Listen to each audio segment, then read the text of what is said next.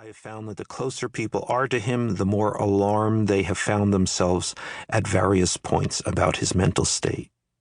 They all speculate about how this will end.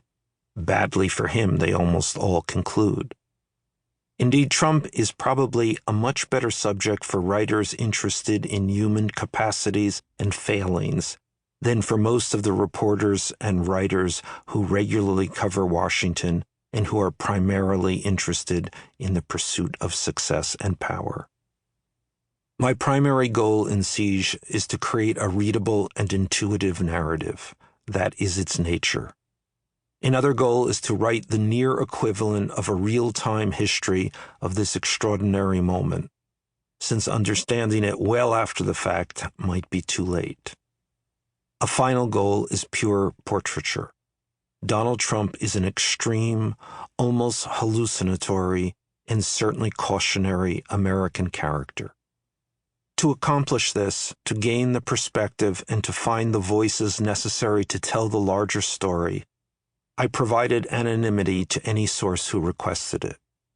In cases where I have been told, on the promise of no attribution, about an unreported event or private conversation or remark, I have made every effort to confirm it with other sources or documents. In some cases, I have witnessed the events or conversations described herein. With regard to the Mueller investigation, the narrative I provide is based on internal documents given to me by sources close to the office of the special counsel. Dealing with sources in the Trump White House has continued to offer its own set of unique issues. A basic requirement of working there is surely the willingness to infinitely rationalize or delegitimize the truth and, when necessary, to outright lie. In fact, I believe this has caused some of the people who have undermined the public trust to become private truth tellers. This is their devil's bargain.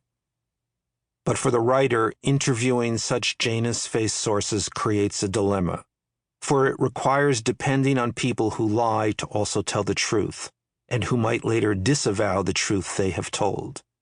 Indeed, the extraordinary nature of much of what has happened in the Trump White House is often baldly denied by its spokespeople, as well as by the president himself.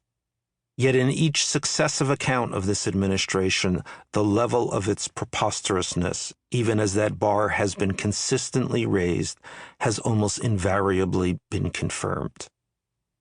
In an atmosphere that promotes and frequently demands hyperbole, tone itself becomes a key part of accuracy.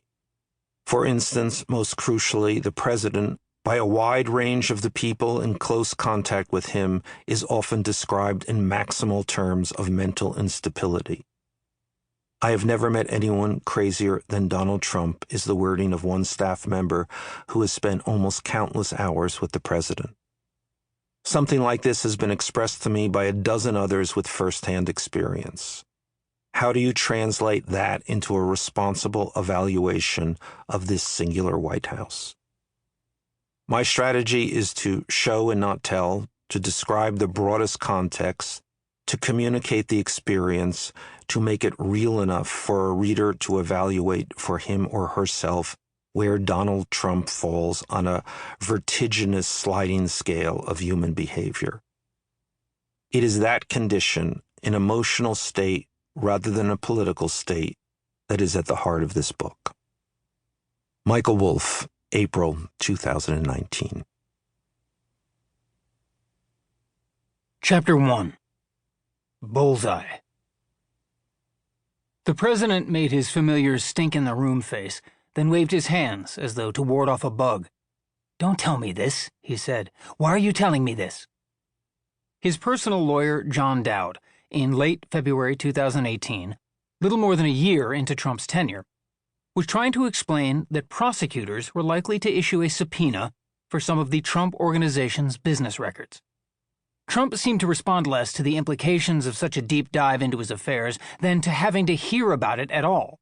His annoyance set off a small rant. It was not so much about people out to get him, and people were surely out to get him, but that nobody was defending him.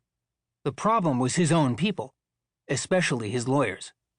Trump wanted his lawyers to fix things. Don't bring me